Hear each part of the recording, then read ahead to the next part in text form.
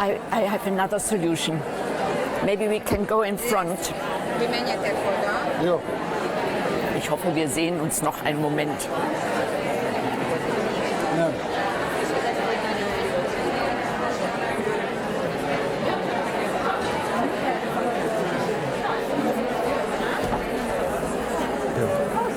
I can put it in here. Is it already on? Okay. Yes. Thank you. So it's better.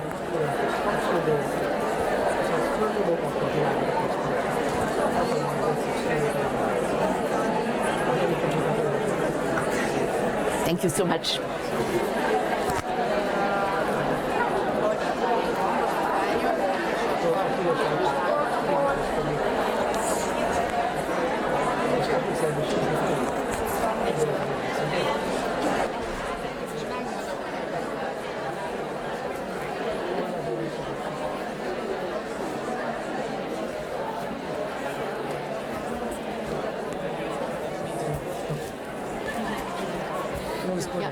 No, he's the technician, so he's just verifying. He's the technician, the other so technician. Would you like? You think it's okay? Yes. In the middle place. Good. Would you like to go behind the curtain?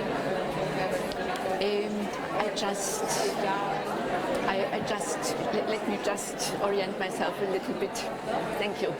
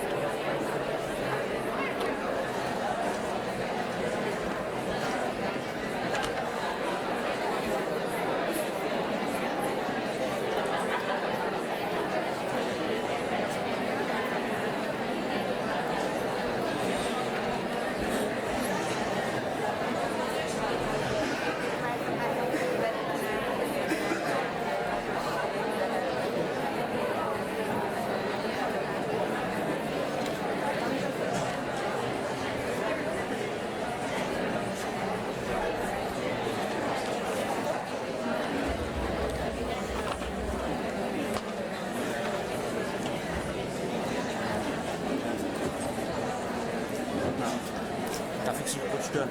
Würden Sie auch Zeichnungen machen, oder? Ja. Ja. Johnny, ich erlasse mit Deutsch. Dankeschön.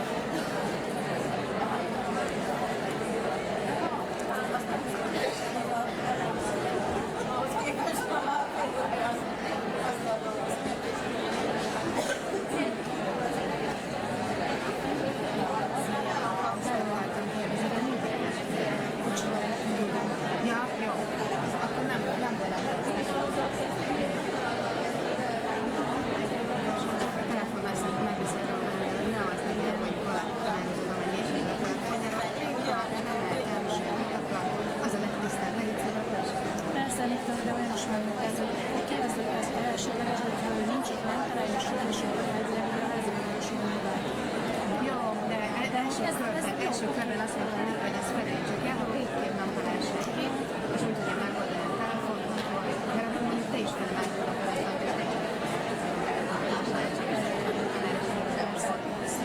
Mindig valamelyek között ne vegye elő, hanem mindenki tudja az első másodikra. Ezt így szépen be is tudjuk zárni. Jó, most is már a telefon. Most is már a telefon. Jó, megértettek, de vagy izélés van. Az is érdekes, hogy is is nagyon észre, ezt nem olvasok.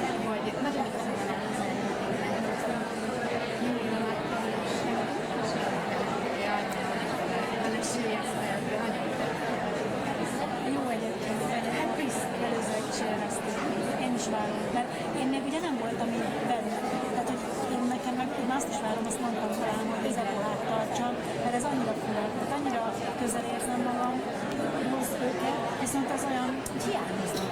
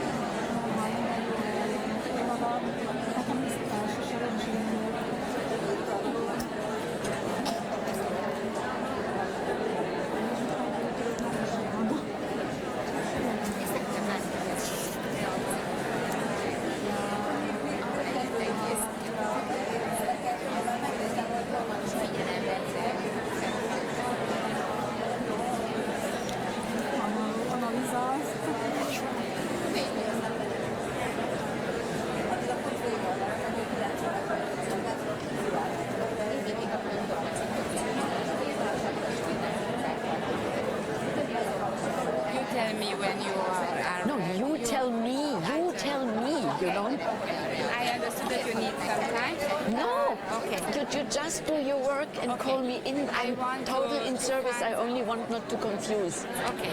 But I need no I extras. need a technician in order to get you also a headset for the questions at the end.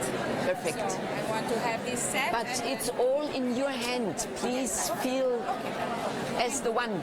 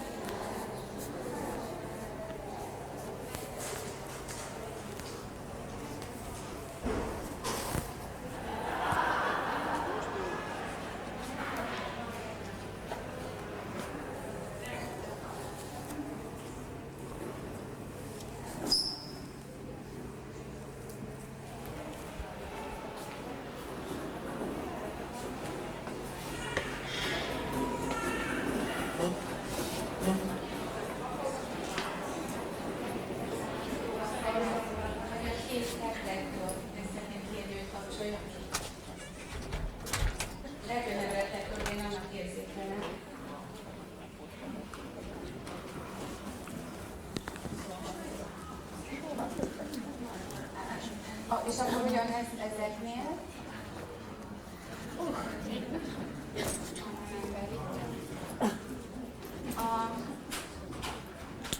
Péter, a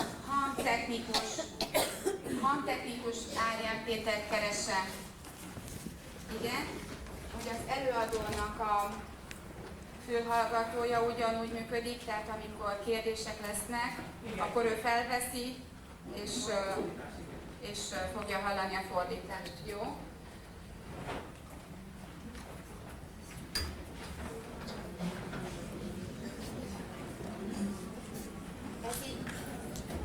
Ez így jó. Még egy kicsit lejjebb? Igen. Kérem szépen, hogy egy kicsit még a teremben, egy kicsit lejjebb tegye a világítás elején.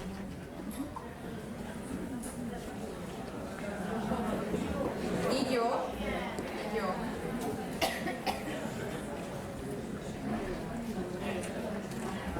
Ez gondolom egy lámpa, igaz?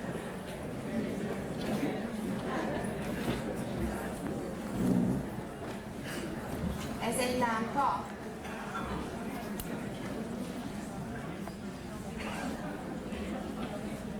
Elnézést.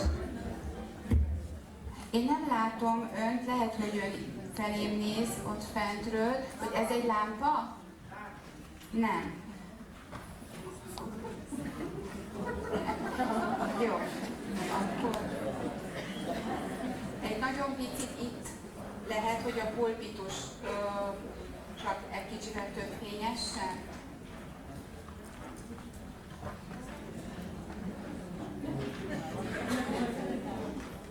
Ez pont szembesült, tehát hogy ez ott nincs lámpa fölött, akkor inkább vegye egy kicsit lejjebb, mert ez nagyon zavaróan a szembesült.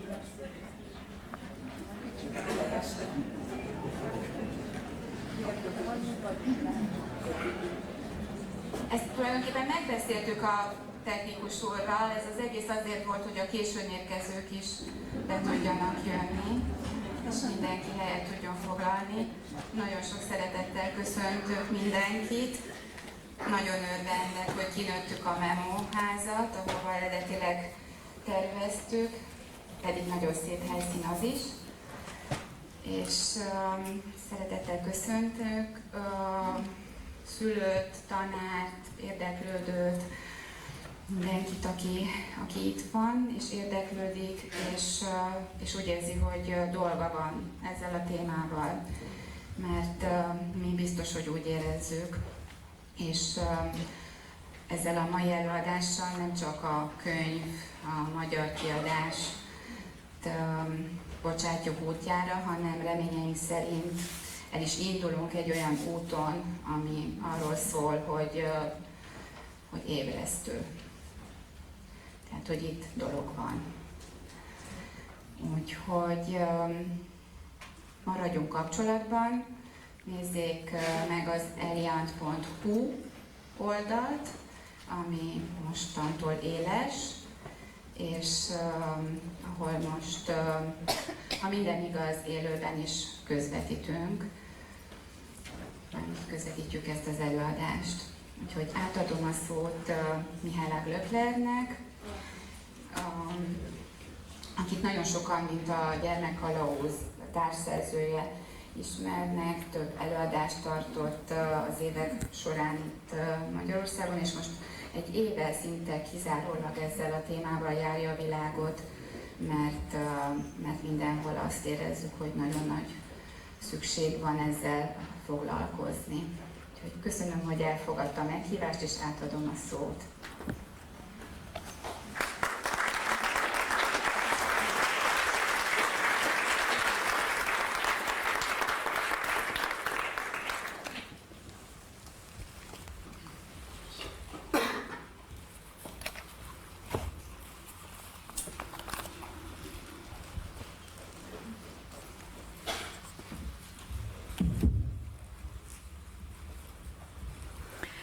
Good evening, dear participants, dear friends of the digital time.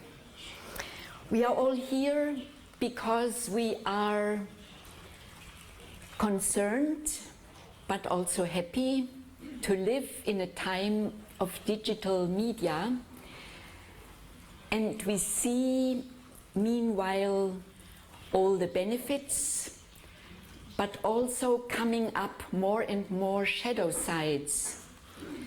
And for me as a pediatrician, the shadow sides are more predominant in childhood and youth. But for you as grown up, maybe you have problems that you cannot limit the screen time of your children and youngsters, or you experience by your own how you feel in this time that although it is promised all the life will be easier and easier through modern technology, we have less and less time in spite of all modern technology. So it is not that easy, and I'm sure therefore we are all here. And I'm very glad that we can spend this evening in just sharing our insights. I will try my best to give you some input, but on the other hand also to come into a conversation of which I hope it will go on. And I'm extremely grateful that Anna took the initiative to translate this book, which came out in last October. It's not yet 1 year old, the first German edition. We have the third meanwhile, because we do not yet have a lot of books who are small, with lots of pictures for the modern screen-affine generations. You know, some of you already the fourth screen generation. I was the first. When I was 5th grade in school, the first TV came into the homes of the kids. So this was the big event in my childhood. And then the second screen generation had then the 24-hour screen time and the color TV. And then the third grew up with computers, and the fourth with a smartphone. And now the fifth will experience some optimizations, but will be the generation of 5 and 6G if we find not ways to slow down the development a little bit and wait until the technology is so mature that it will bring less harm for people's health. That's what I hope, that we will slow down a bit this speed and look more after the people than after the money. But it will be a next generation growing up with artificial intelligence and a completely shift of paradigm. Because when you remember back at the end of the 19th century, when all these communication machines like telephone, and then in the beginning of 20th century the first films came out, and then more and more the communication technology was developed, and then in the midst, well, after the Second World War, then the whole invention of computers and artificial intelligence was speeded up. When we remember back, we always used as humans the machines in order to serve us, to set free our will capacity from too much routine work, from heavy physical work. It's a huge freeing process from physical work, from routine work, from unnecessary work which can really be taken over by machines. But now we are in a turning point when machines start to replace humans totally as intelligent robots. And I would like to remind you to József Weizenbaum. I'm sure some of you have heard of him. he was at the end of the 60s in the last century the big inventor of the first speaking robot. He made the program for this famous robot Eliza, who was the first robot who made a dialogue on therapeutic issues. And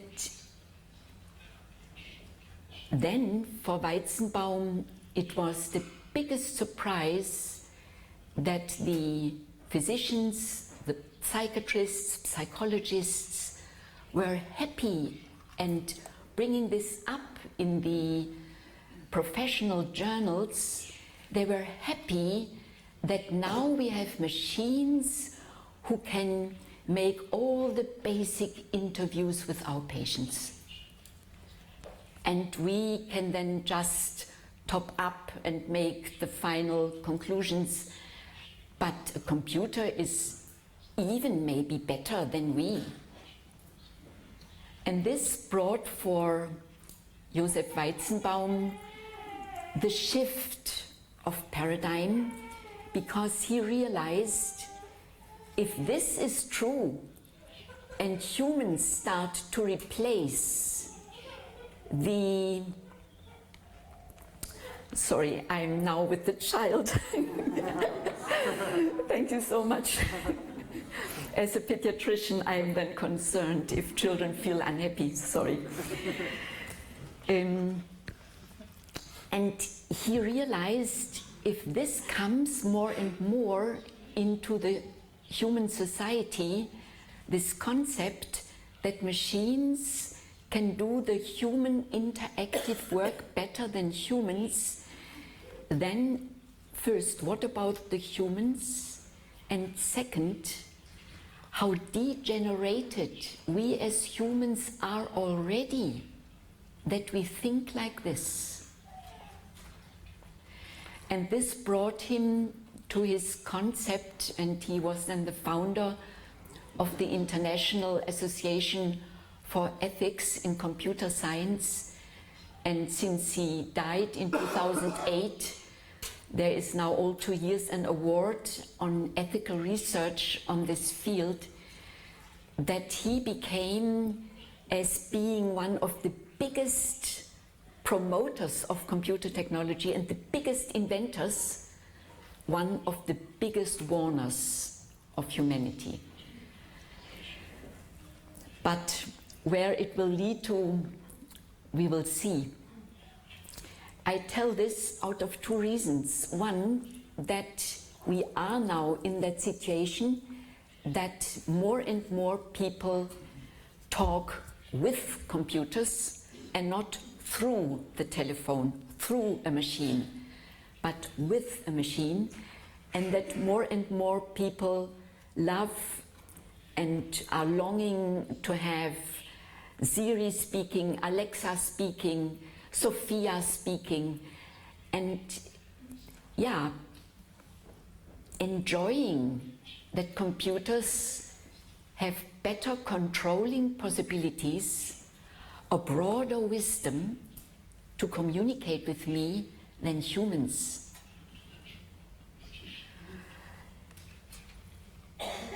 And this brings, of course, also the whole question, what does it mean to grow up in a time of digital media a bit on another level of mind and consciousness? But the second reason why I love this example of József Weizenbaum, that is, he was for years, the teacher at the Massachusetts Institute of Technology in Cambridge, USA. But he grew up, of course, without any technology.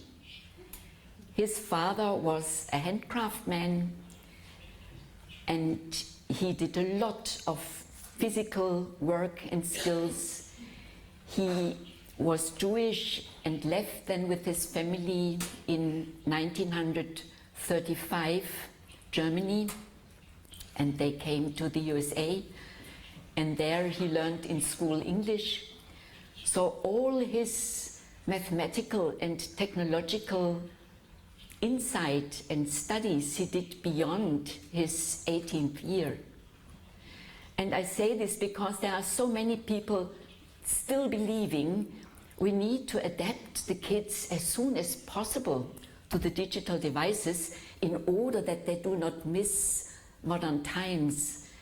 Those who invented all the technologies we are using now in the broader population, all these inventors had a screen-free youth and childhood.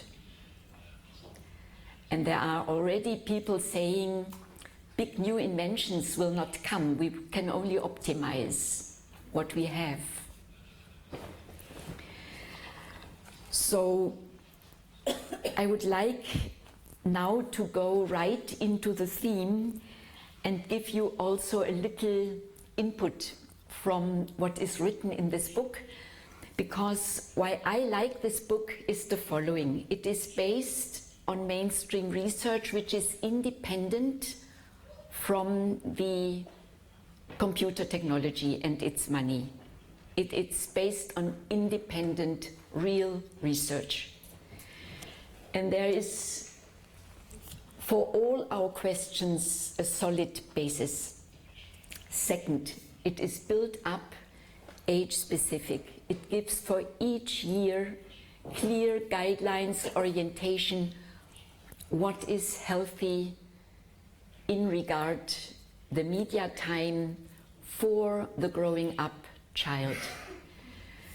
Then at the end, of course, for the youngsters, all the dangers of the internet, cyber mobbing, websites, hotlines for help, so everything one need to know today, how to protect oneself or youngsters or kids, all the informations which are necessary. But the second chapter is, for me as a physician, the most remarkable, which is mostly neglected in literature about media, and that is simply about electrosmog. One thing is still underestimated in the whole debate, and I would also like to bring this in some sentences before I go into the developmental questions.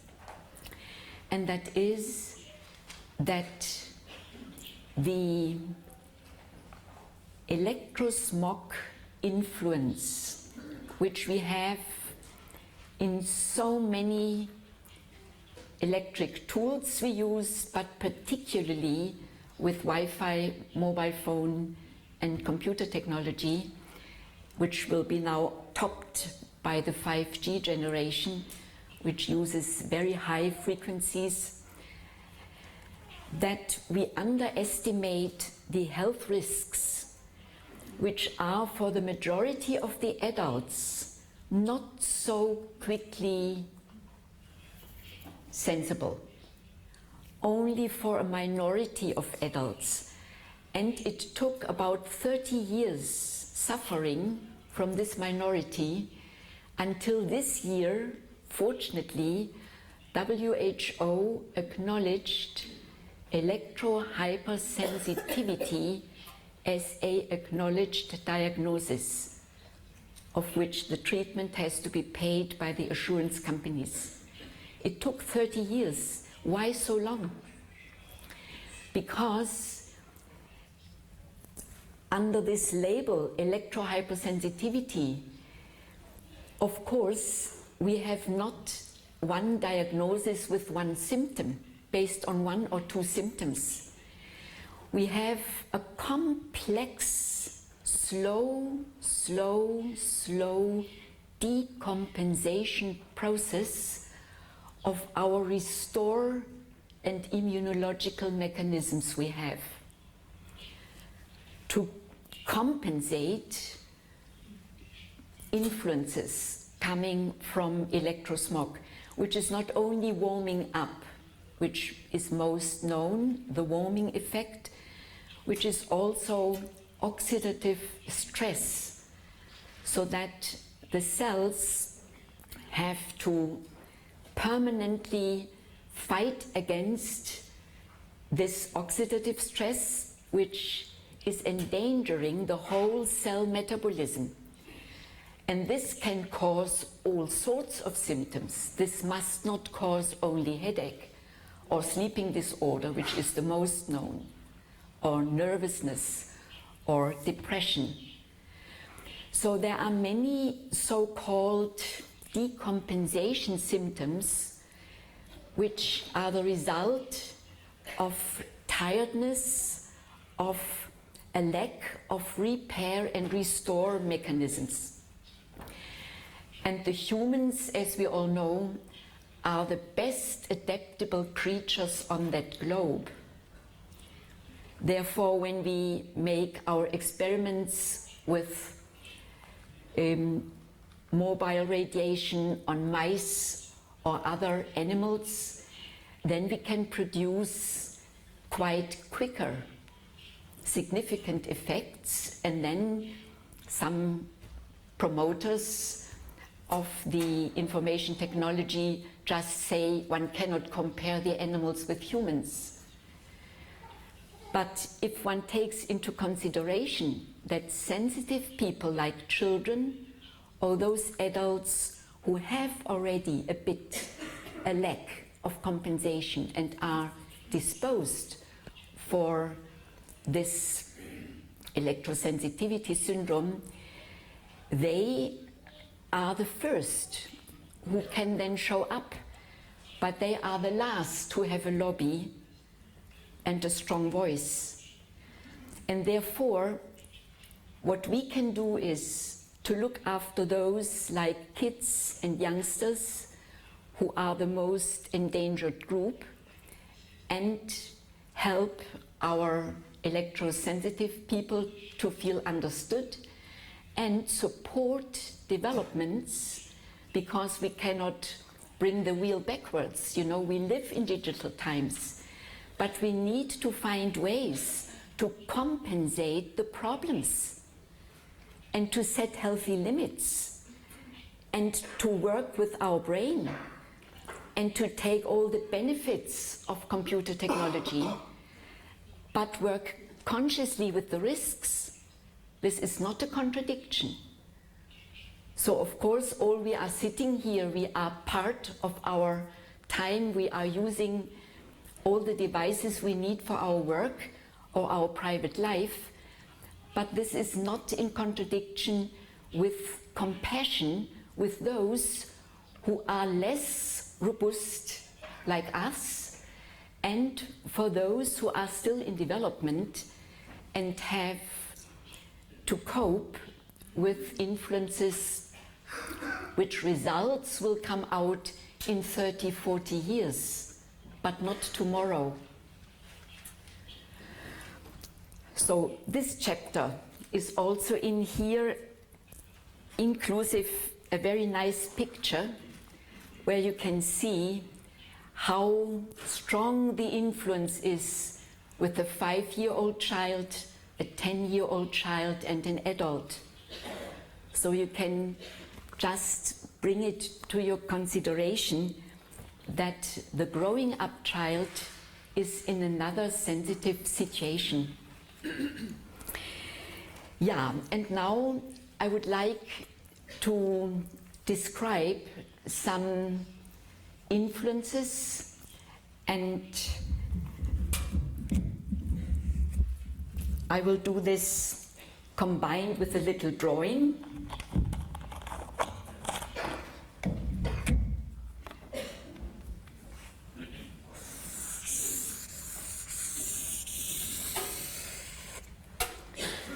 Can you see this 5-pointed star in the back? A little bit? It's just for you to remind this picture, because there are 5 aspects I would like to describe to you, where I see the need that we think about how to do the best for the children. So one effect of the digital devices goes straight to our physical body, and I mentioned it right now in form of electrohypersensitivity, and that there is an influence on living systems. And for those who are not so familiar with that, I would just like to remind you, you all know the so-called EKG or EEG. You know, we all know when we go to a physician, or the EMG. If we have a living cell, we can draw from this living cell an electric potential. Each cell is producing biological electricity, which we can measure. And with this biological electricity, which has a beautiful rhythmic wave, the mobile Funk, that's a German word, sorry. No, it's the pulsated radiation of our mobile phones, for example, or of the Wi-Fi router. They send out signal. Yeah, well, but what I mean is they send out signals which have no rhythm, which have only a pulsed concrete frequency, which is always the same. And therefore, when you send out a certain information based on this frequency, you can receive the same information based on the same frequency. And that's the way the signal transport is working. And this artificial, technological, unrhythmic beat is interfering with our biological, rhythmic, our body's own electricity. And that causes this need for the body to counter-regulate, to compensate, and that sensitive cells get damaged or suffer from this oxidative stress, which is induced by this interference. So there is a direct physical influence, and therefore, of course, many researchers are active to work already towards a technology which goes beyond those high frequencies we use now with 5G generation. And they make the experiments, and this is already in some schools in Stuttgart, Germany, for example, realized, to make the information transport based on the visible light. And another technology works with infrared waves, which has not this effect. But possible other effects as well need to be worked on. I only want to say this, that the technology we have now, which is so speeded on to be realized, is not the last state of the art. Yeah, as we have today electromobility, and people knew already since 80, 90 years that diesel is not the healthiest issue.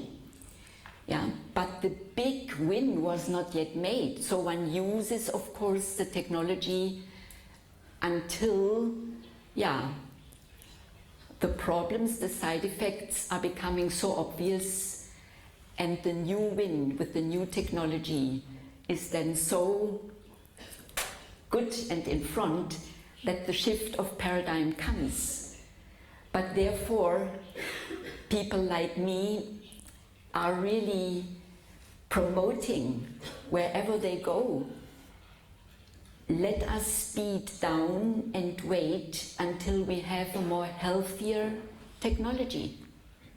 This is one of the reasons, because other ways to base our information and artificial intelligence technology on that are already on the way, but not yet so mature that one could immediately bring them in congruence to what is well established and ready to make the big money. So that is a bit the physical level. But what to do now with the kids to expose them as little as possible. So, mother has the baby on the arm, please don't use your mobile phone when you have your child close with you.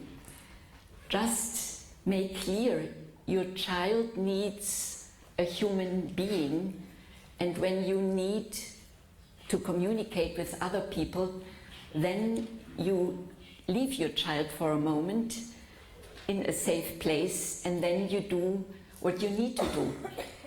So just by a little bit thinking, empathy, you can avoid a lot of unnecessary exposure of electrosmog to your child, and your child has not the image of a mother depending on her iPhone. Do not underestimate. If your child from babyhood on sees that is even closer to the mother than me, your child will be longing for the first moment when you give him the first tablet to play with, because it wants to imitate. And that is the way it goes. So that is a physical aspect. Then we have a time, a process, a life aspect, a developmental aspect. We all know life is a process. Life is limited. Our physical body has to do with space, the environment. Our life has to do with time, with lifetime, with rhythm. Life is based on rhythm. It's not based on something in space. It's all circulation, all rhythm, all communication, all interaction. And life is the fundament of our development. And when you compare human life with life of plants and animals, then you have a huge difference in one point. And this is for me again the most, on the one hand glorious, on the other hand painful thought I'm struggling with. And that is the question, why we as human beings are not perfect by nature. Plants and animals are perfect creatures. I do not know any dog or any cow who can become doggiger or cowiger. They are just right, just perfect. And we all know when animals become sexually mature, they behave socially perfect. And when humans are undergoing puberty, they lose this capacity to behave socially perfect. So there is a huge difference.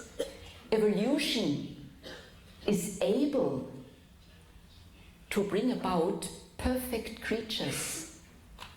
Why we as humans are imperfect creatures.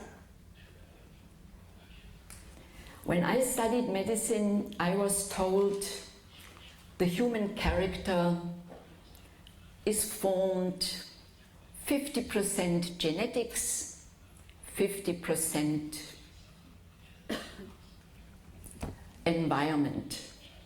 environmental influences. Since the 90s, we know about epigenetics. We know that genetics can learn, can change, and that there is a high degree of self-change possibility. So today, one must say 1/3 genetics, 1/3 environment, 1/3 self-management, self-learning, self-development, self-monitoring. And when I read the first bigger articles about that, I remembered that I read this in my youth already in Rudolf Steiner's book, Philosophy of Freedom. There he describes and says, nature makes out of the human beings natural beings. The society makes out of the human beings well-adapted, well-behaving, following the rules beings, following traffic rules. But a free being, the human being, can only make him herself out of him herself.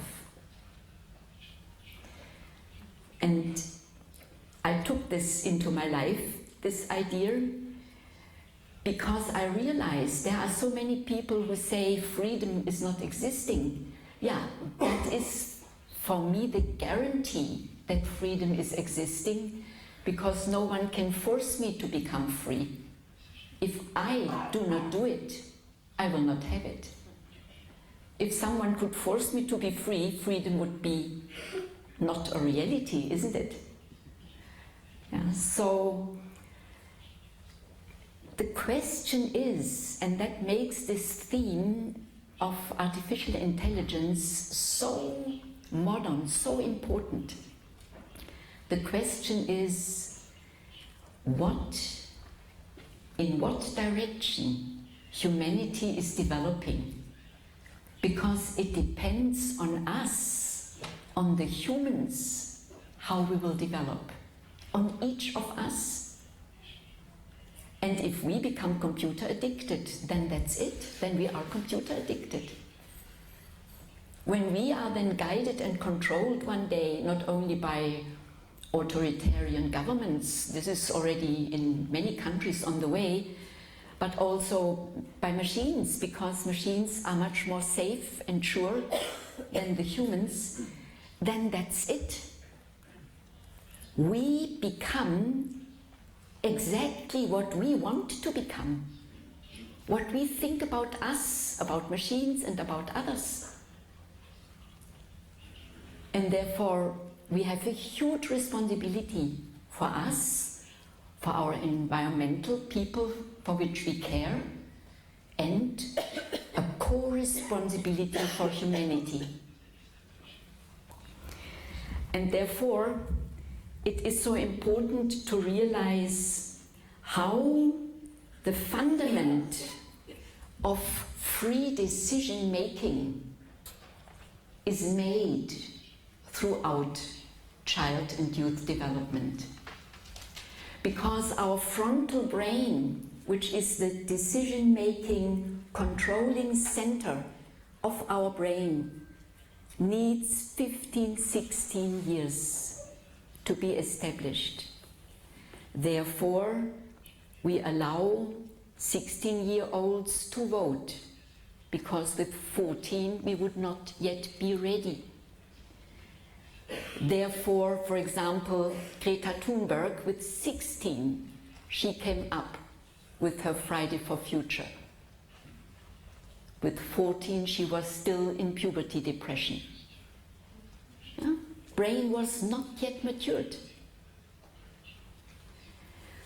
So, when we want future generations of decision-making able adults, we need to give them the chance to develop their own capacity for free thinking. But that means independent thinking. And the more you adapt and addict students from childhood on to learning software, then you make them responding to all sorts of intelligent issues others gave as input, and you are allowed to respond. And because this is so smart and nice and easy, we even overstress our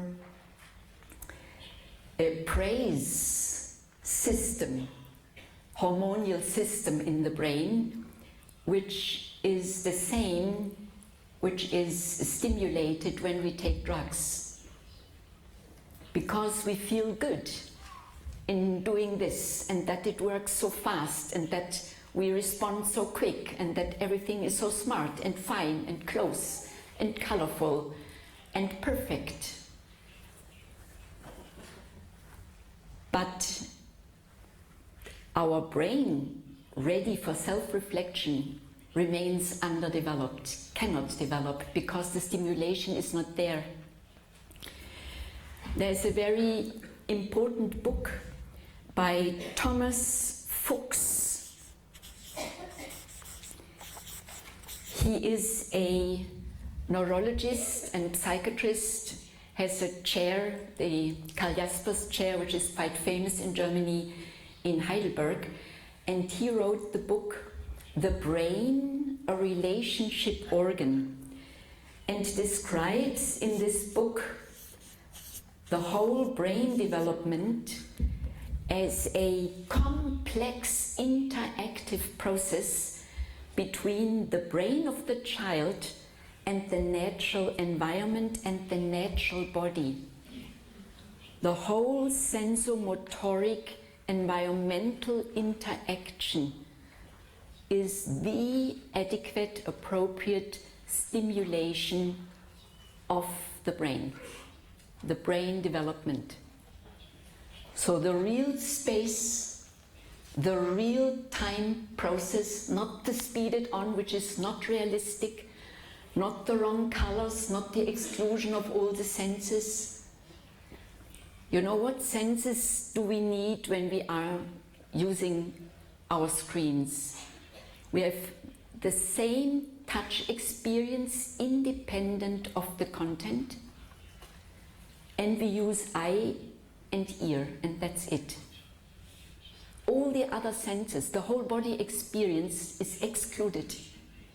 But the brain needs to develop healthily this complete interactive response of the full body and full environmental complex sensomotoric stimulation. And 2 months ago, I got the news from a policeman who wrote us the following. He said, since years we give kids the permission to drive by bicycle into school. So there must be a little test that they are bicycle ready, so to say. But we observe over the last years less and less possibilities to give, without extra training, this certificate, because the children are so insecure in their bodies that they cannot handle the bicycle. And that was for him quite astonishing, and because he knows that we are concerned, he wrote us this. Was very nice. But the fact is, of course, something which makes us awake, that there are already problems, as in Korea, where 95% of all the people have short sight. And now there is a law to bring all the children at least 2 hours per day school time out of the classroom into the yard, that at least 2 hours the children are outdoor, because the eye needs to develop healthy sight minimum 2 hours per day, real space light time. Yeah. So we learn a lot of new things, but one could also simply by one's medical and neurological knowledge avoid such problems and do prevention just out of insight. So 16 years we need. And I would like to give you some keywords for child development so that you can see how important this conscious reflection about an appropriate environment for the mental and physical development of the child is. In the first year of life, you can see that the child has a primary giftedness to move around and to learn how to stand on one's own feet. It's a big business for 1 year. But what is mostly underestimated and not seen, that is that the child is in this year the best observer you can imagine. Concentration, to focus sight, is the most powerful in this first year, because that's what the child is doing from morning to the evening. And then you see not only how damaging it is if you destroy child's concentration by all sorts of flashes and so on, but also how damaging it is when you put your kids in a vehicle, in a child's wagon, in which the child is facing the environment and not the mother's face. You know, in the first year, it is a conditioning for attention deficiency. If we know, then we create the environment poor, clear, so that the child can observe the same face for the whole journey outdoor. One thing, that is concentration, that is focusing, that is continuity. And in the second year, this time is gone, and what is not stimulated has then later to be learned, with pain sometimes, and sometimes it even is not reachable anymore. In the second year, the child is extremely attentive through listening. It is the year in which the language learning has its biggest start. And this is listening, listening, listening. How do we need to make an appropriate environment that this listening capacity can be supported? Of course not when all the day is background music playing and the whole attentive listening capacity is overwhelmed and destroyed. In the third year, the child has a natural disposition to learn to think. This is a total internal reflective act. And the concept of I am I comes up. It's amazing. It's self-found. No one can tell the other, you are an I. No. I find this by my own. Screen time is absolutely against such learning dispositions. It's harming it, it's suppressing it, it's robbing developmental time. Each screen hour is a lost hour for child's own desire to develop certain faculties out of its learning disposition. You know, genetically, we have learning dispositions but not faculties. So we have the age-appropriate learning dispositions, and then we need the appropriate environment to develop the faculties. And if this is a wrong environment, we cannot develop these faculties. It is on the one hand very simple, but on the other hand it is also Yeah, when we see wrong things, damaging things, it's painful to observe that. Then with 4 years, what are the children doing when they are not kept by our computer industry, software industry, play industry?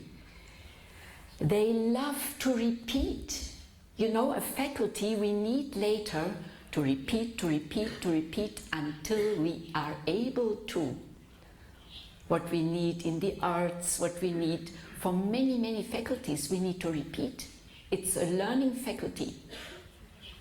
But that's the time with 4 years when most of the children are permanently asking again, if they like something, what we say.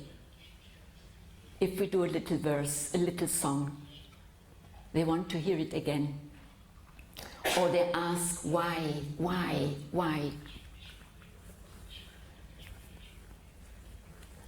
And with 5 years, it's gone. Then we have fantasy time. What is fantasy?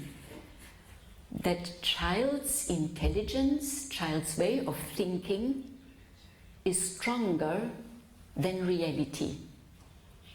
A stick can be a stick. It can be a parapluie. It can be something to clean the floor. And the child is experiencing, I give the objects the meaning. I give the meaning. It's a very important faculty to be innovative, to see objects in a new perspective, to have creative fantasy. With 6 years, that's already gone. Of course, these are all average numbers. It's gone. And then children love to bring together their rational capacity, their fantasy, with the real objects. It's again hard work. And now imagine when the children are using digital devices, all these processes are disturbed. And therefore, in this book, you find all sorts of practical advice, what you can do instead to support the age-appropriate faculty building of the children. Because this faculty building is in the same time forming the brain and making the brain in a very good way interactive with the body and the environmental object world. And then between 7 and 14, the emotional maturization goes step by step. And the very remarkable moment is the 9th year, when for the first time the feeling for the concept of the I is a reality for the child. I feel myself. I feel the thought, I am I, and that means I am alone. Adoption fantasies are in majority with 9 years. Almost every child has a period in this age thinking maybe I'm not the child of my parents. And I must honestly say it was the same with me. And the reason was, after a debate with my mother, that I thought, if I would be the child of my mother would understand me. This was my logic. And because she cannot understand me, I cannot be her child. Yeah? But this feeling that you feel not understood makes you feel alone. And you realize among the 7 or 8 billion people, there is no one like you. And if you are this lucky, you will never have a friend and never find one who really understands you. This gives this age a melancholic touch. Therefore, we have the addiction starting in that time to compensate this negative experience.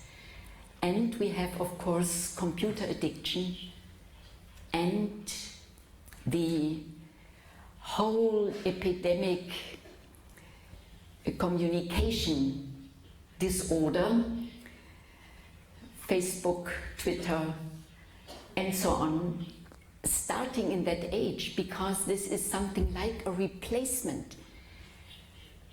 And of course you can say maybe that's a good compensation for this emotional experience, but it is very bad because children have to learn to cope with loneliness. They have to learn how to gain a real friend and not an internet connection. This is something totally different. Emotional maturity needs time, needs people, needs conversation, needs frustration. How can we develop frustration tolerance? One of the most negative side effects using electronic devices, computer games, smartphones, Facebook networks, communication networks, one of the biggest side effects is a loss of empathy, a loss of frustration tolerance, and that the children get immediately aggressive and angry if something happens which is not so smart and quick and easy as they are accustomed to with their electronic interactions. If they meet the real world and an obstacle, they are not prepared how to cope with this. Because this must be learned. And all the hours the children cannot learn this are lost developmental hours. And then we have informed kids, clever kids, with a severe emotional immaturity. And that is not a good basis when then the frontal brain maturation is then from 14, 15, 16, 17 year on in front, because your self-thinking capacity needs a strong, empathetic, well-established feeling capacity. If you cannot feel what you think, you do not really understand what you know. So it is clear, and I understand it better and better, why Steve Jobs had his kids in the Waldorf school in the Silicon Valley, which was strictly screen-free, and why Bill Gates gave his daughter only with 14 the first smartphone. Because they knew and they protected their own children. But they sell the software for the kids of others. And this is what makes me concerned. On the other hand, everyone can have this knowledge, not only Steve Jobs and Bill Gates. Why do we buy it? No one is asking for it. So it's our free decision.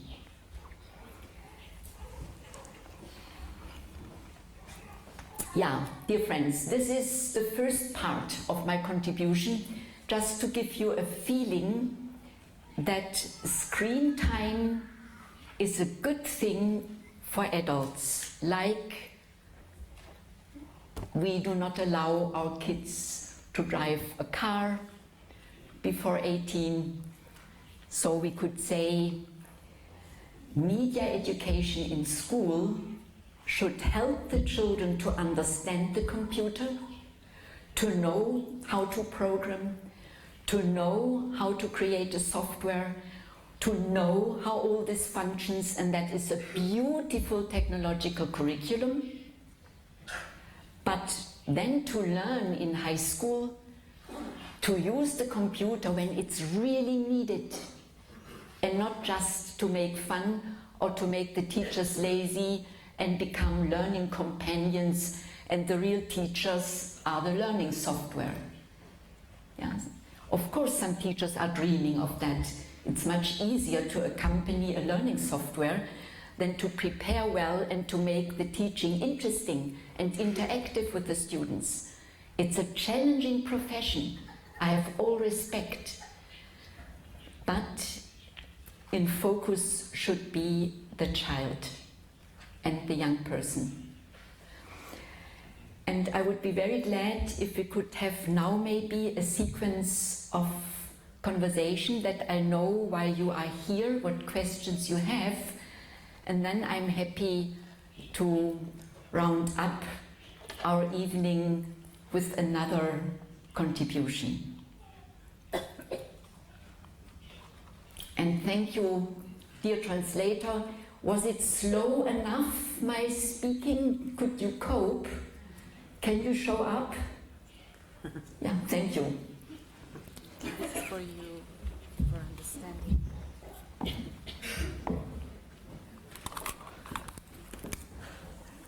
Yeah, I'm sorry for my English, because that's of course not German.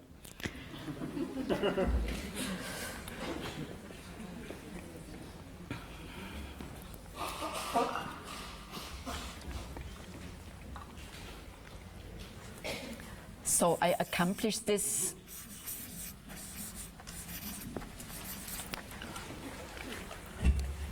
that is all about relationship and emotion. I spoke about, and here we have the level of identity. Who gives me my identity? That I have 1 million followers? That I have more software than others? Or is this something which is unique within me?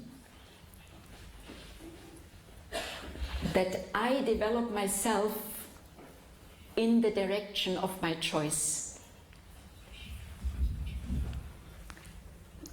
And the last one is, who is influencing my thinking, feeling, and my action capacity, my will?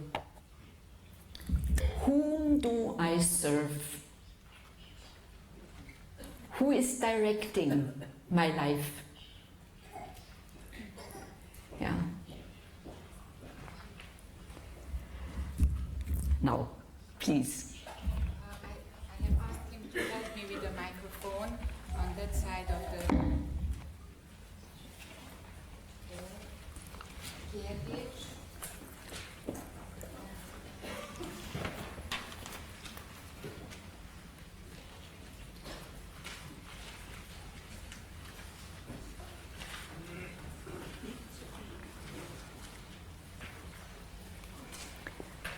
If it's too early, I keep going, but I'm happy if you start.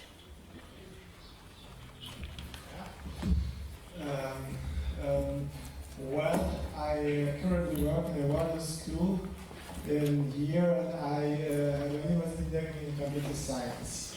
My question is that I think that it should be really important that the children somehow learn algorithmic thinking, even in Waldorf schools. Was heißt even? Particularly in Waldorf schools, not even.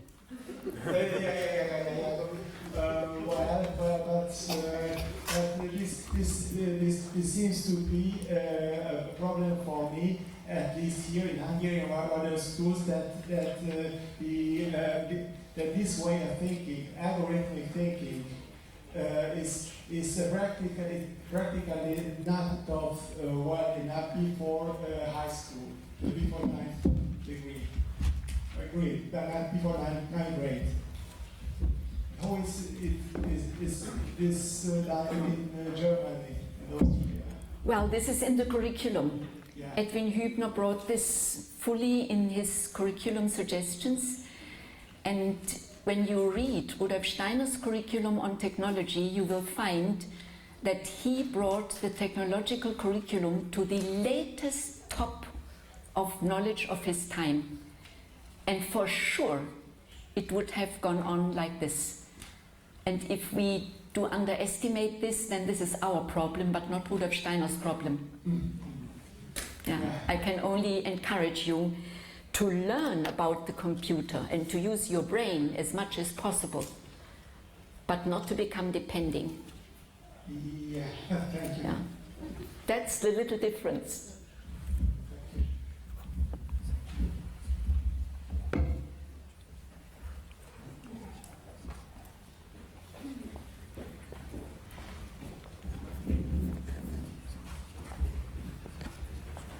What are the three letters you wrote at the top of the star, and what do they stand for?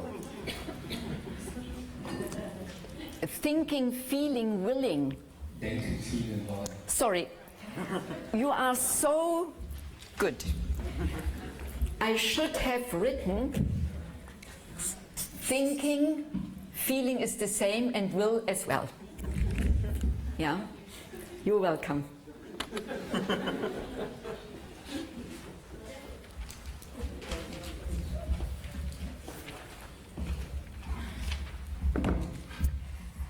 And the question is, who is directing our thinking, feeling, and willing?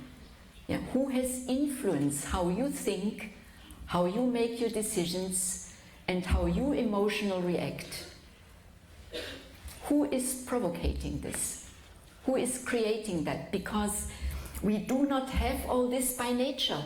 It's all acquired out of these three factors. And therefore it is so important that we have the final decision and not our environment and not our hereditary drives only. Yeah.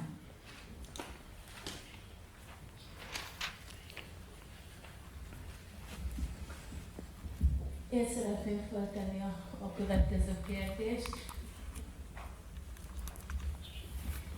Van egy 9 éves kisfiam, és szeretném megtudni, hogy hogyan lehet a gyerekeket megóvni a függőség kialakulásától. Hiába szabok határokat, és én értem, hogy olyan, mint a drog, de mégis nem értem, hogy tudom meg... Sorry, the translation is not working. I do not get anything in English or in German.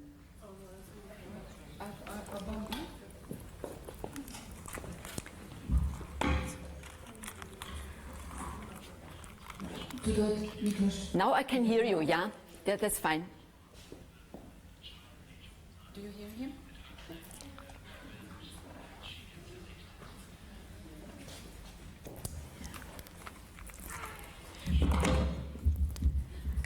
First, I can recommend that you read this book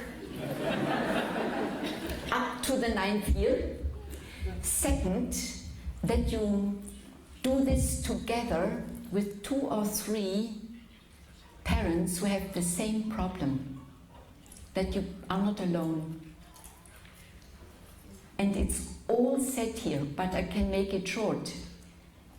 You need to set from one day to the other, very friendly and after a nice conversation, clear limits. And the best strategy is to take first for the whole family a media or screen-free time of 4 weeks. And if the whole family is participating, except father if he has to do home office, then the child, yeah, but then he is in work, and when he is not in work, he is part of the family and of this media break or pause. And then you do things which are recommended here in the free time you get, and then your child understands it's not to punish me. All my family takes a new step, and they want for me the best, although this is not mainstream and what all my classmates are doing. And this is for your child then a memory to which your child can look back in later life with huge gratitude. But you need to do something. You need to act and not to talk. Talking brings nothing, only action, but nicely introduced. So I really hope you will be successful. I cross my fingers. Do you have more children or only one? Only one. Then you are lucky. You know, I can tell you one story. I had a lecture on sense development in a German city. And of course, I had to say how damaging for the sense development is screen time. So I did this as nice as I could. And then in the conversation afterwards, a gentleman got up and said, I am high up, active in computer technology. I have 2 beautiful boys, 11 and 12 years, and they are all having the tablets, computer games, and the whole infrastructure of my company, and so beautiful boys, and it's all not true what you say. Well, and then I said, I'm happy that you have such beautiful boys, but who knows how your boys would be without that? This is for me an open question, and it depends, by the way, enormously how much parent time your kids have, and the way you speak. Your 2 boys have beautiful parents and a lot of parent time, and then you don't see the damaging influence so much. And I can tell you, and I said to this gentleman the same what I shared with you in the beginning, that those who gave the biggest input in the development of computer technology were those who had no screen time in childhood and youth. Then this man said nothing, but at the end, when all the people were gone, he came back to me and said, you changed my mind. I look back to a beautiful childhood on the countryside, and I immediately realized that from there I have my life's joy and my productivity, and I promise you, when I come home this evening, I will make empty the kids' rooms from the whole technology. And I was happy, at least 2 years. Yeah? From 12 to 14, 15, and then this is an individual process. What can we understand? And when we really understand, it reaches our will, and then we come to action. Then we stop talking. We only talk until we have not yet really understood. Then we talk a lot. But when we have understood, then we want to act.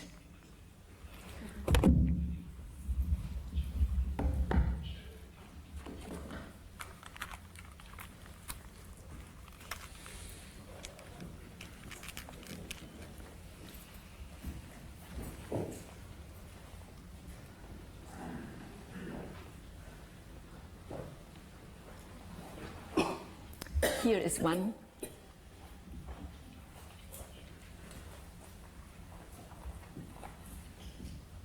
Ha már azt tapasztaljuk, hogy kialakulóban vannak azok a tünetek, amiket ön említett, mint az empátia hiánya, vagy pedig a rossz frusztráció, tolerancia, akkor amellett, hogy elvonjuk az eszközöket a gyerekektől, milyen terápiával tudjuk segíteni őket?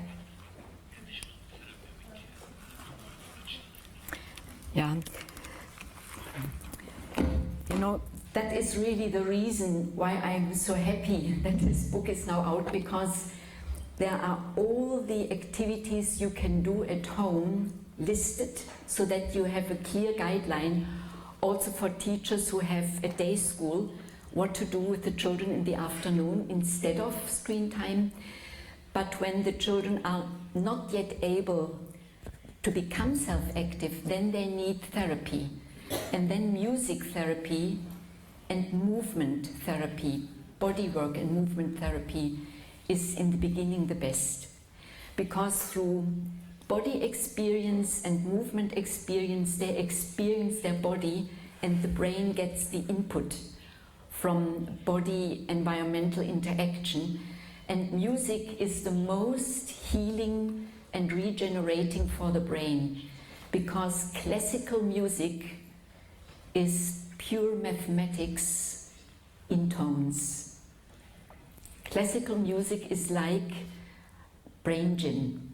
Yeah, not the modern rhythms and music, pop and so on, this is not brain gym, but classical music like Mozart, Haydn, Handel, Beethoven for the elder youngsters is extremely helpful. And we even have for children who have brain damage specific adapted music for them to listen every day. So there was a whole school in Germany from Haffelder who developed this. So there is also a lot of research done. That is what I would start with. But what you can do out of your own in family, it's in this book. And to ask your child, what instrument would you like to learn? To learn and to train an instrument, like piano, like guitar, singing with the guitar. You know, if the teacher is nice, children love to learn an instrument. And one can even make it cheaper if one has a little group teaching. Yeah, 2, 3, 4 children, then one can afford. It's for every family possible.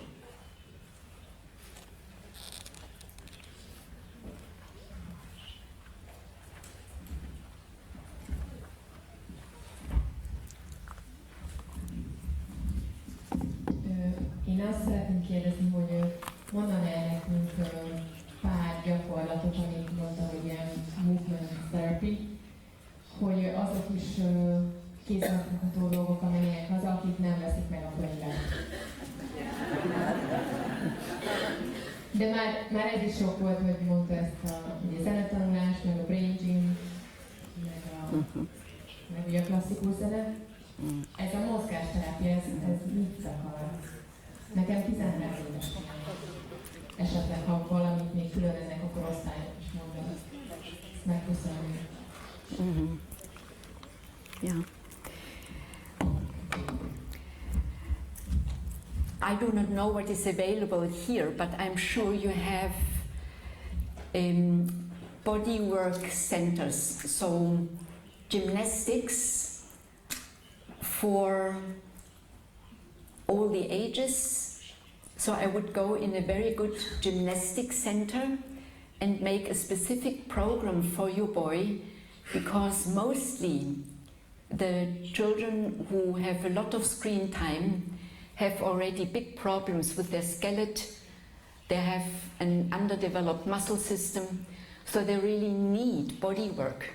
And this is normal gymnastics. You know, 3 times a week, at least 1 hour is already something. And then at the weekend, to walk in nature, to really do something with your child, to be out without mobile phone, and learn and buy a little book so that one can explore what plants, what insects, is it really true that all the insects are dying, how many insects do we meet, what is their name, you know, that you wake up your inner child and your curiosity together with your boy and do something that is so nice. And that you even think to read something together, an interesting book. You know, he can make the choice and you read. I don't know if you are a single mother, I remember in my family even how beautiful when we had holidays. My father never had time except in the holidays. This was then the father time. And then for us as kids, even when we were already youngsters, you know, we loved it to sit together and he read an interesting thing and we spoke about afterwards. You know, conversation is in puberty so important. And to, you know, all these young people, even if they are computer addicted, they have sorrows, they have fears, they know the news, you know, they need conversation. And it can also be an interesting article from the news, from the newspapers. Yeah, did you have heard it? May I read it to you? Look, and what do you think? Yeah, it can be very modest, but try to be interactive. Yeah.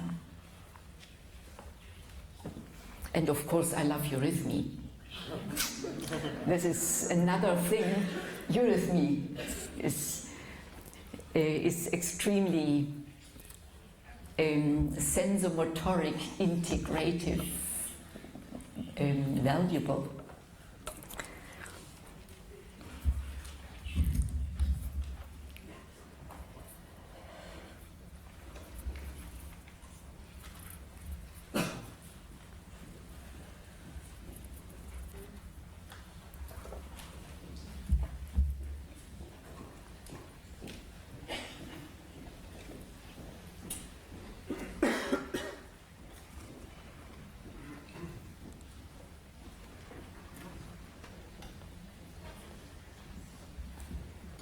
Good evening. I'm sorry if my question sounds stupid, but I'm not really familiar with the book you wrote. But I just want to ask, to clarify,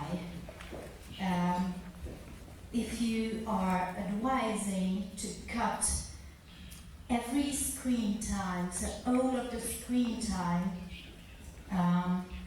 from the child's life, from the beginning until the age of 16, because I didn't really get this. How could we do this? Thank you very much for your question, because you helped me to avoid two misunderstandings. I am not the author of this book. Yeah, I only was asked to write a foreword, but beautiful professionals, neurologists and so on did do this. Yeah, but they had reasons to ask me to do the foreword, and I was happy to do it.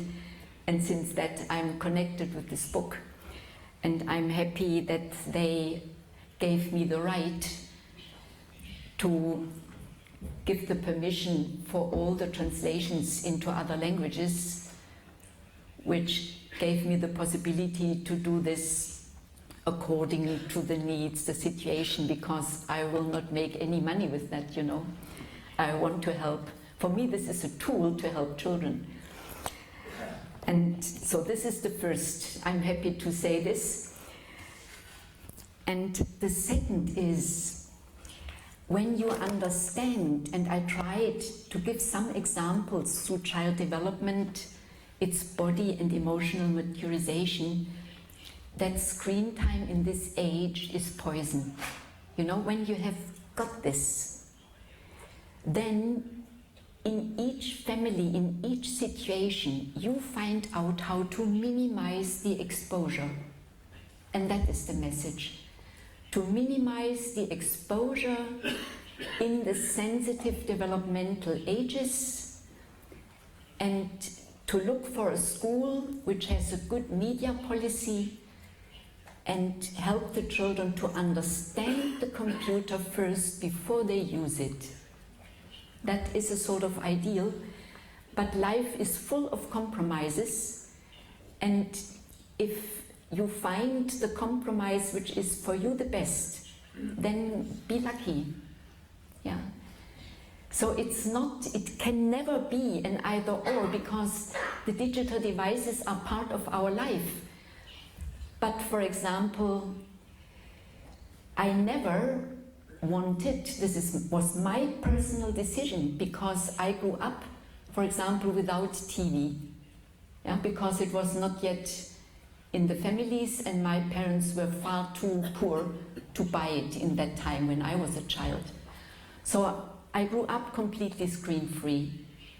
And this became so a custom of mine that I never, then in later life, although I watch TV whenever I want, but I never wanted to have it at home. So you can live in this time without a personal TV at home. But this is then your free decision. I would never say to others, do that. And once I said to my husband, shall we not? And then he said, no, I'm sure if we have it, I will use more time in front of TV than I want. Yeah? And then we again decided not to do it. And when he then watched football, he went to his friend. Yeah? And this is also a solution. So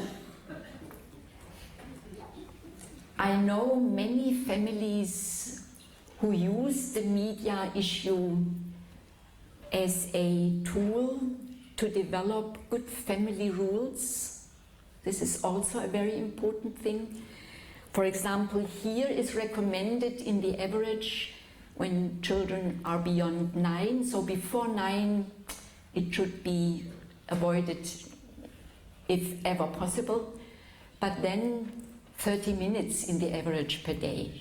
Yeah? So if you want to have rules, they even give rules of compromise, but if it's not necessary, I would not do, because the children have, with friends on the street, on the way home from school, so much exposure to media. Why then in school and at home as much as possible? There one can reduce.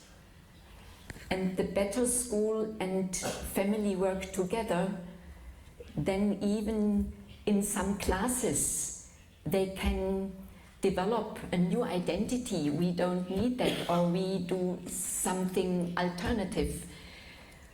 Because what is often said to me, that the children drop out of their peer groups and they have then problems.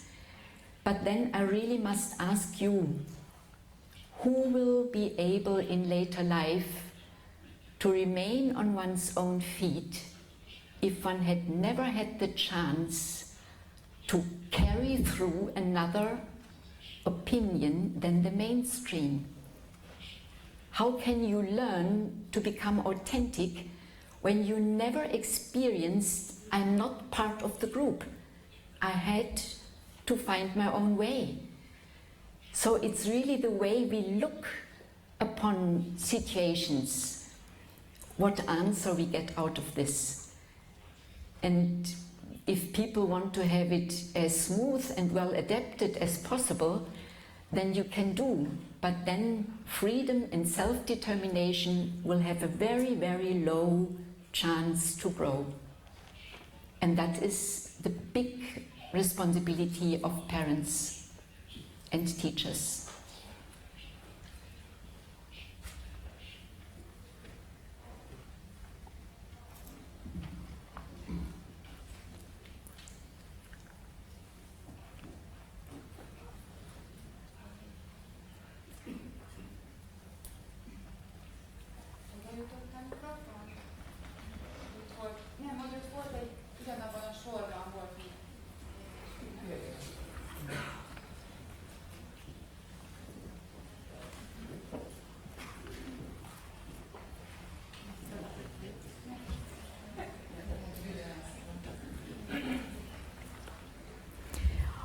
So may I close with a last contribution? If there is nothing urgent, and if there's something very urgent, I will be here for a moment at the end. Yeah, dear friends, one aspect I really would like to contribute, because this is a bit more beyond childhood. It is more for us as adults. When you go into the internet and Google the name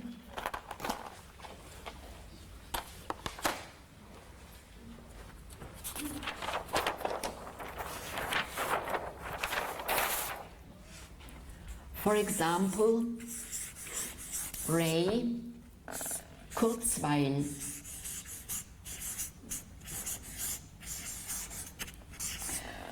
which is an American, or the Russian Dmitry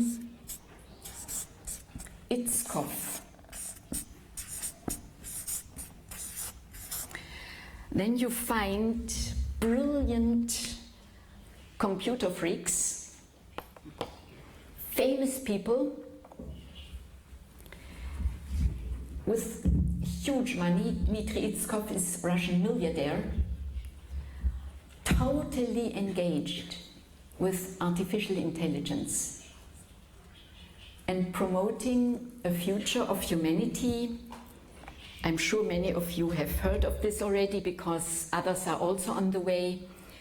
And there are 2 magic years so far, I have heard, 2030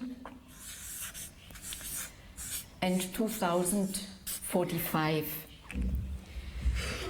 2030, the researchers around these people and other groups are thinking up to that time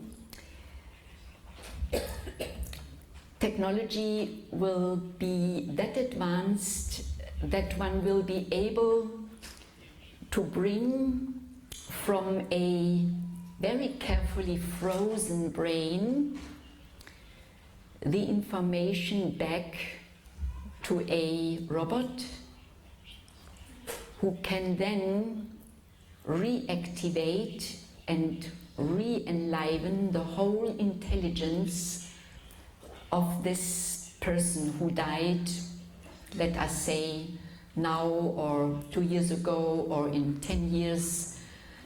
So there is a whole community in America with more than 40,000 members already, who all have in their testament that their brain shall be carefully frozen along the latest recommendations, so gently that one can, and this was experimental already proven, that one can re-enliven it by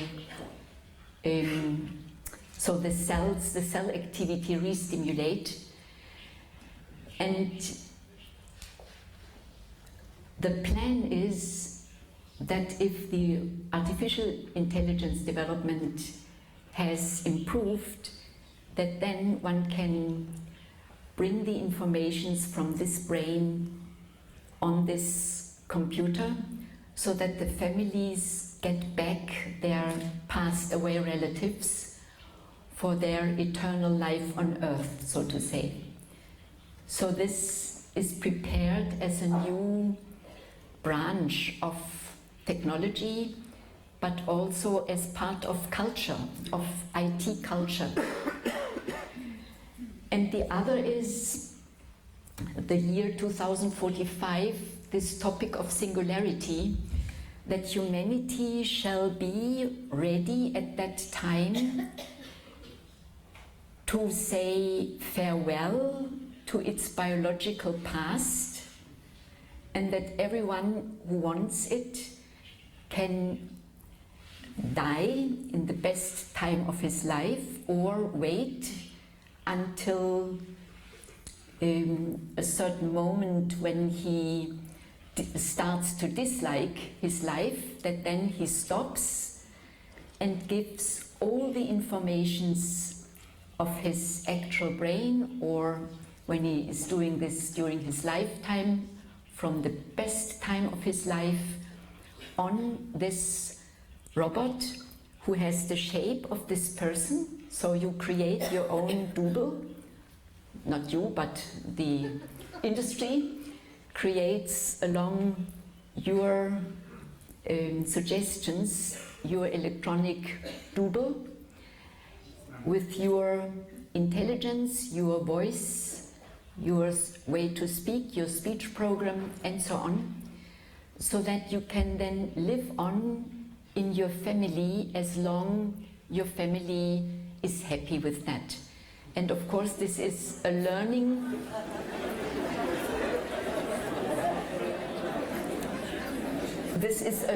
computer, a self-learning computer, so that this computer can also, so your electronic doodle can then also say total new things, because it enlarges his information and wisdom through every conversation and everything which gives new input into this. And that is, dear friends, not science fiction. Really not. This is a huge investment, a huge industry preparing for this, and that our kids shall, from the very beginning, you know, the first software which is designed for humans is software for 3-month-old babies. Yeah, there it starts, the computerization, the digitalization. And if we would do that, what is the industry recommendation? All these recommended software, and then in the schools learning software, and then in your professions anyway, software. Then you can imagine that there will be a differentiation among the humans of those who really fall in love with this artificial intelligence and this modern technological future, and those who will find new ways what is really the human being and why are we on earth. Are we on earth to survive in form of technological devices and become completely interwoven together with the machines we designed ourselves? Or are we here on earth to develop our humanity and to discover that we are spiritual beings, and that the life on earth is a chance to develop my total individual true insight in my own spiritual nature, and what is named in the language of religion the so-called second birth, that you decide to what sort of human being you want to give birth. You want to support its development, so that we do not die the second death, that we have something which can live on because we formed it during life as our spiritual identity. And for this perspective, Rudolf Steiner gave us a new way to see the human nature. And I would like to bring this into our first picture with another color. The whole system of life-giving processes are beautiful laws. It's a huge wisdom. And we all know life is not only our biological life, which we have in our body. Life is depending on the environment. Without sunlight, I cannot develop healthy bones. I do not develop vitamin D. Without nutrition, without fresh air, I cannot live. So we need to think life as a huge context, you know, inclusive. Sun rhythms, our biorhythms are made by the stars, are not genetically disposed. They develop in interaction with this 24-hour clock of the sun. So the whole life's wisdom is a macrocosmic, microcosmic wisdom. And Rudolf Steiner found out it is even more. There is one faculty of life which humanity has not yet discovered before Rudolf Steiner. It's really something he found, and every one of you can try to find it out of his own reflection, experience. His finding was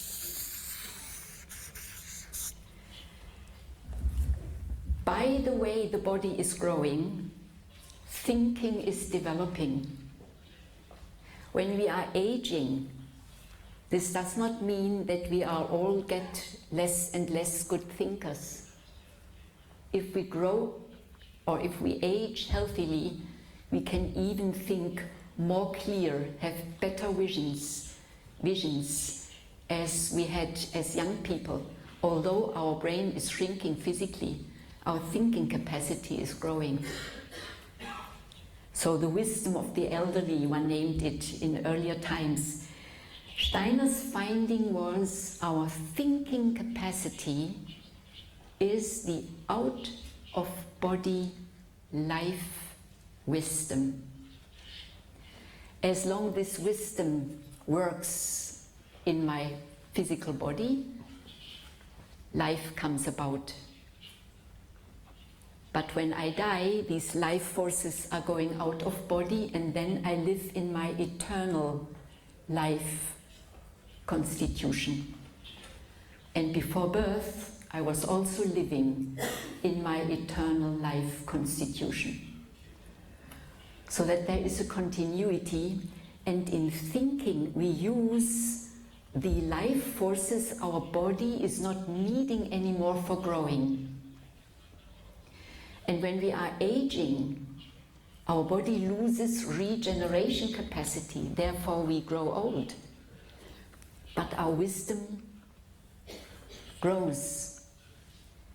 So, thinking is a spiritual force in which we create the fundament of our eternal life, in which we remain self-conscious after death, if we found our own identity in thinking.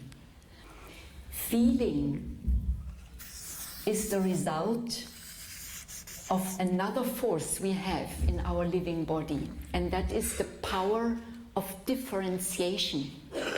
You know that all your cells are not only growing, they are also differentiating in nerve cell, muscle cell, skin cell, liver cell, and so on. And this differentiation capacity, that is the force you experience in its out-of-body quality as your feelings. When you have compassion, your feeling is out of your body with other people. You can feel your thinking, your judgments, if this is correct, if this is true. We have a sense for truth. So a beautiful concept, we think with our differentiation capacity. Rudolf Steiner has a special name for this emotional body or soul body, soul system. He names it along the stars, astral body. The name does not make it. From a medical point of view, it is the power of differentiation, and therefore we have in our feelings this fine tension between sympathy and antipathy. We can discriminate and differentiate everything. Very important for a strong judgment that we are able to differentiate well. And our will comes out of a third system we have, and that is what Steiner names the I organization. All the laws and forces which are organizing my life in such a way that I'm able to experience myself as me. You know, we are all sitting here, you are listening to me, but when we are healthy, we do not feel our body. we do not experience all these milliards of processes, electricity, cells, nothing. Only the consciousness, I listen, I understand. That is a wonder. This is a specific system of laws which makes this possible. And these I organization forces, when they have worked through our constitution, they can also liberate, and then we have the body free will. Therefore, these forces are coming later, between 14 and 21, until we are grown up completely. These forces are working the longest in the body. These forces are leaving at puberty, when all the emotions are coming out and the gender differentiation is made physically, then these forces can leave. And these forces leave the earliest after the second dentition, when the first remaining teeth having their breakthrough. So this is a very interesting concept, extremely short sketched, but when you take this serious, then you have the possibility to think yourself as a spiritual being before birth, building up your body, liberating these forces, finding yourself in your own forces, and living on after death.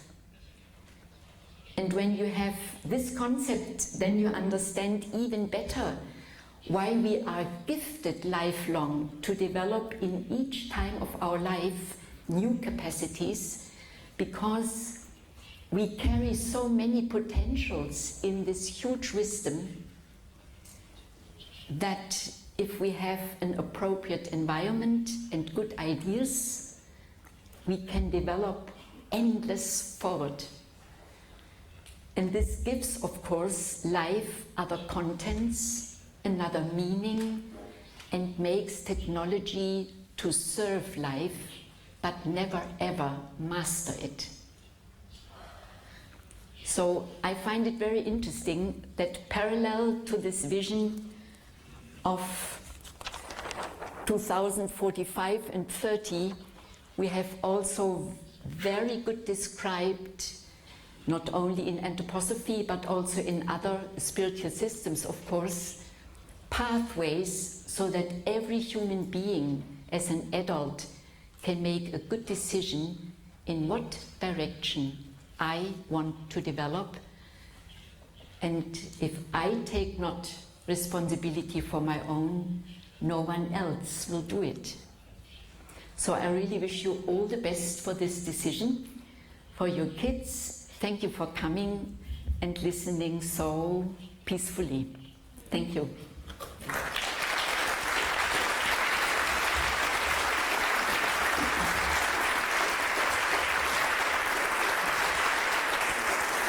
Thank you.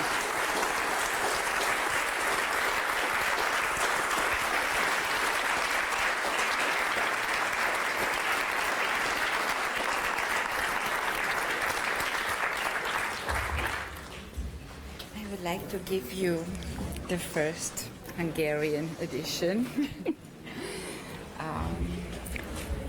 I got the first Hungarian edition as present, and I will look at it before I go to sleep.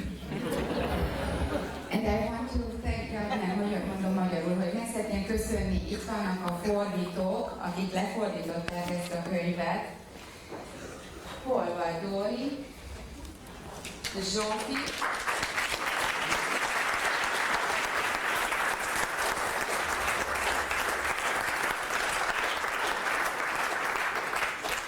És nagyon köszönöm mindazoknak, akik segítettek a beléptetéssel, a technikával, a könyvárusítással, nem fogom felsorolni őket. Viszont, hogyha maradtok egy páran, amivel nemrég volt Michaela születésnapja, meg szeretném kérni, hogy ha felállnátok és az ágyának az égiekkel segítenétek azt az egyszáros átadását, amit terveztem, és az eliant.hu-n kérlek, maradjunk kapcsolatba. A fülhallgatókat meg adjátok le, mert máskor nem kapunk. Maybe we can give Anna a big applause. She did a huge work to get this book ready in Hungarian.